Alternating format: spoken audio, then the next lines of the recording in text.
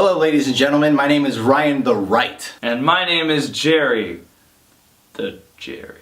Welcome to our show called Reasons to See. Well, we give you reasons to see. But you've all heard of this movie, there's not going to be any reasons not to see. And the movie's called Gravity, by the way. So we're going to hang out and talk about this shit.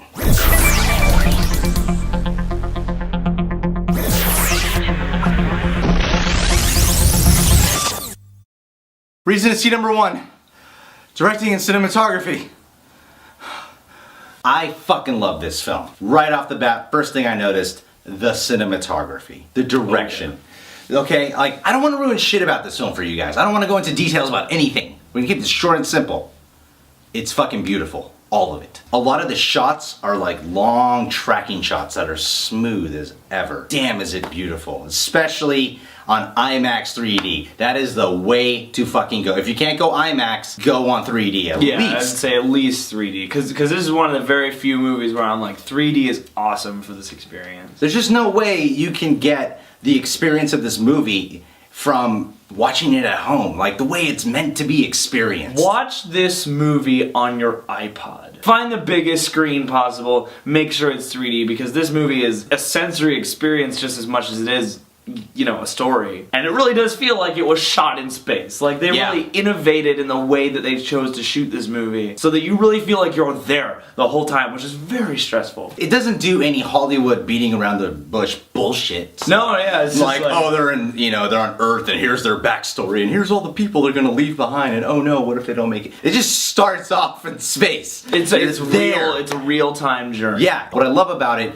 is it's got so many different themes that are being communicated just through the visual experience. It's that rare film where the visual feast is like part of the true raw substance of this film that creates such an emotion for you. It's not just beautiful to look at, like the way it's all captured, it's haunting at the same time. It's scary. You're also in adoration about like, wow, yeah, that it can be beautiful sometimes, and I sometimes don't ever want to go to space, actually. No. I don't ever want to go to space. This movie just further solidifies. Yeah. This is going on my list of those movies that aren't horror movies, but that are really scary. Yeah, because they're just fixing a spaceship. They're not going to like, oh, we heard about something in the distant far part of the universe. Like they're right outside. Transformers 3 or anything like that, you know. It feels like a fantasy, but it also feels so real at the same time. It's immersive. It's a very lyrical sort of sensory experience. It's a very sort of, like, I think you use the word poetic. And it's poetry, man. Yeah. It does have. This is a movie that has to be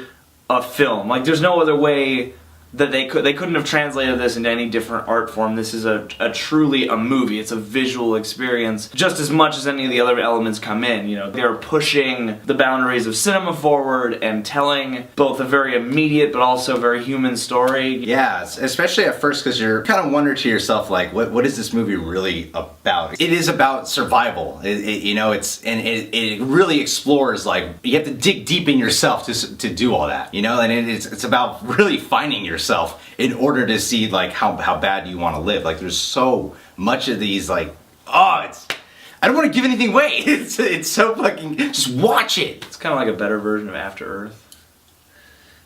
What? Kinda, because he's walking her through this shit and then she has to do it on her own and then like fucking shit's going wrong and yeah. Sorry, I was thinking like After Earth has like space creatures. Yeah, no, I'm saying like just on some of the thematic elements. And there's black people in After Earth.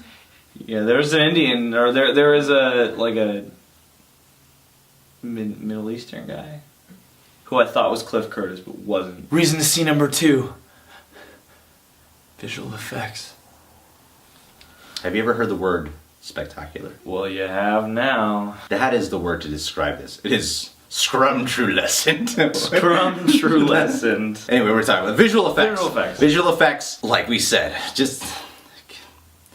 It's an orgasm on screen. It is, and part of what's so great about it too is like they always say the best visual effects are always the ones you can't tell are there, and there is so much of this movie where I'm sitting around going, I know there are a lot of visual effects here, and I can't tell what exactly is you know constructed, what's not constructed. It feels like you're in space, you know? Yeah. It feels like all this intense shit is happening. They brought space to life, especially on IMAX.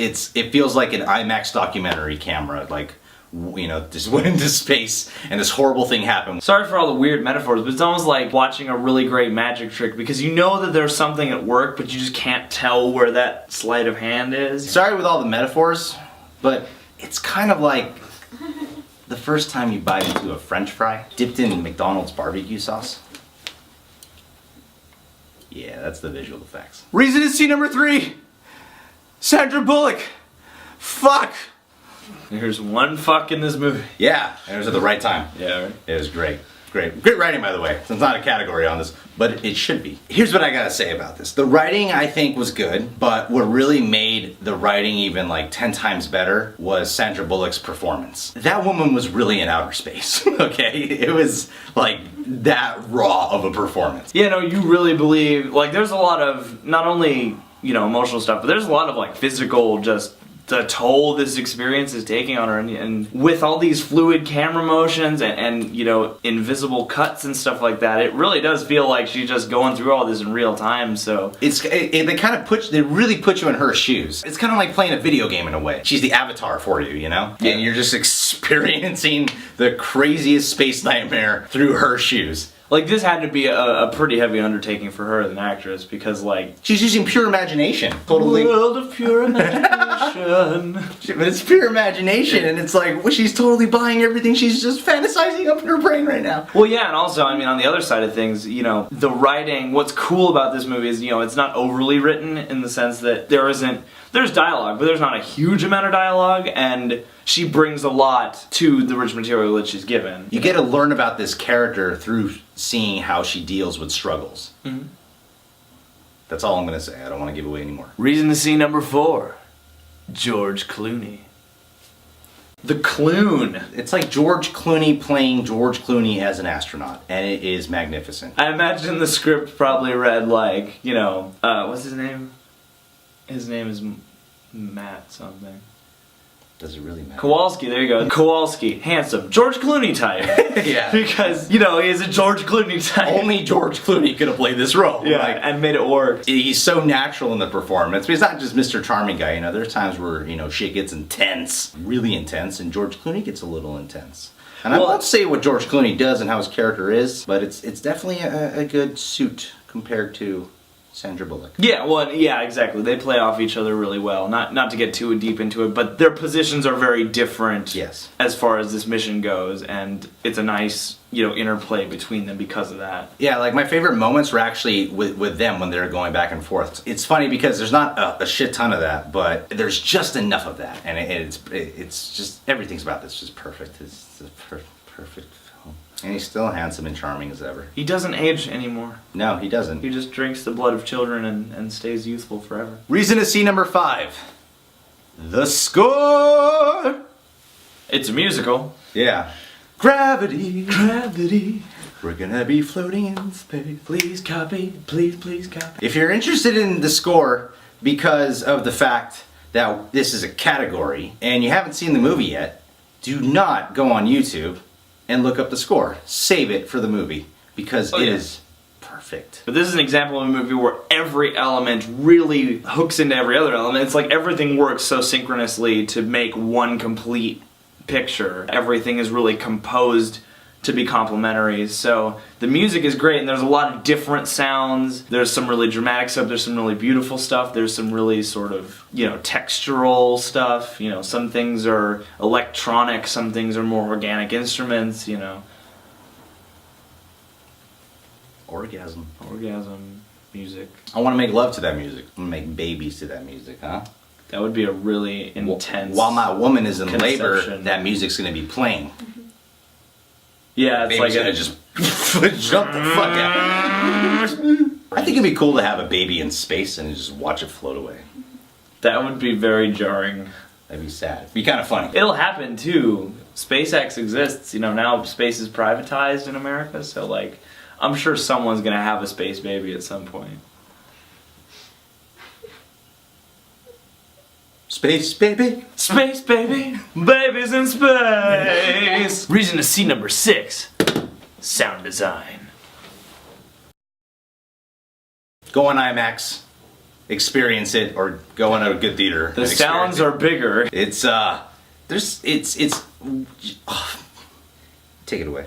Just say it. Again, everything in this movie is important. Like every part of the technical story, all that stuff, they all meld together to create one experience. And sound is such a big part of this movie. The first thing they remind you of is that in space there was no sound, there's something to carry sound. And they really play with that the whole time. So depending on where they are and what's going on, they've really warped certain sounds, and it's very selective with what you can hear. And, you know, it's one of those rare movies where it's not distracting, but you do notice, like, wow, they put a lot of thought into the design and the mixing of all these sounds, and it's really seamless. Sound is supposed to be like not noticeable. When you notice sound, that might be a bad sign. Except for this movie, you notice sound because it's like sound is very important because none of this is real, but it all looks real. Ryan's consensus. Gravity is the reason movie theaters are made. Gravity is the reason movie theaters are made. This is a film that you can only truly experience in the Cineplex. Jerry's consensus. Gravity is the reason I will never go to space. Gravity is the reason Jerry will never go to space. But seriously though, this is a reason movies are made film. It really immerses you. It's a very sensory experience, and plus you can really feel like there was a lot of passion and a lot of innovation that went into it, and that's what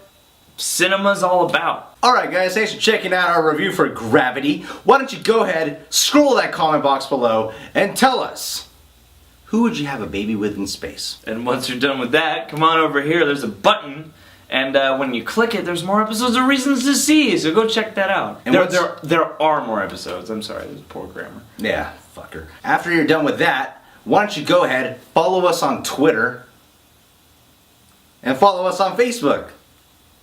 I gotta check that Twitter again, I haven't looked at it in a while. Yeah, we need more friends. Yeah, we do. Hey, and if you guys are truly our friends, once you're done liking our Facebook and following our Twitter, you're gonna want to get updated every time a new review or video is out, right? So we can hang out more. So if that's the case, you're gonna wanna subscribe. Hell yeah, bitch. Yeah. Yeah. Yeah.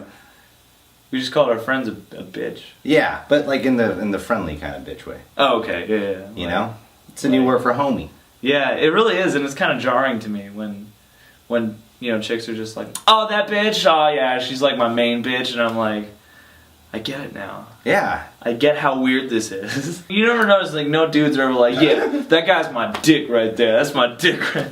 You know, it's like, guys say like, that's my boy or whatever, but various other she's people, not saying that's my pussy over there. I guess, but you can call a guy a dick in the same way you would call a girl a bitch. It's like a derogatory term. You know what? You know what? That's a fair point. That's a fair point. Thank you. You know what this movie does? It makes you appreciate Earth. It does. Makes you go, I never want to fucking leave this place. I love being here. I love gravity. Yeah, I love, you know, inertia. Yeah, that's the... Or no, wait, inertia. I think the message of this film was to get you to appreciate gravity. I love centrifugal force. We used to be like, oh, I wish I could fly. Well, you know, if we could fly. Yeah, every pop song is about flying and touch the skying, and then like every time you see a space movie, you're like, fuck that, I want to stay on the ground. You know, I can never wave my hands, like I just don't care. Because like, what if I hit somebody? Runner came out this weekend. It did, and no one saw it. I've heard Justin Timberlake, while not amazing, is not anywhere near as bad as the trailer makes him look like he is. Yeah. Remember when people thought he was just like gay? Yeah. Now when he's he had that curly fro thing. Yeah, I was in his part NSYNC. Now he's like respected. Yeah, and well, because you know, and I think he's a good actor too. He's an artist. He's good at what he does. Yeah. I wanna rock your body, please stay. That's a wow. That's me. It just occurred to me because he just put out the second half of his new album, and I didn't realize that Sexy Back is like 7 years old. Wow, we are old. Yeah, that song is as old as a small child. Or like a moderately sized child. Yeah. I like Justin Timberlake. Sexy Back. Dun, dun, dun, dun, Boys don't know how to act.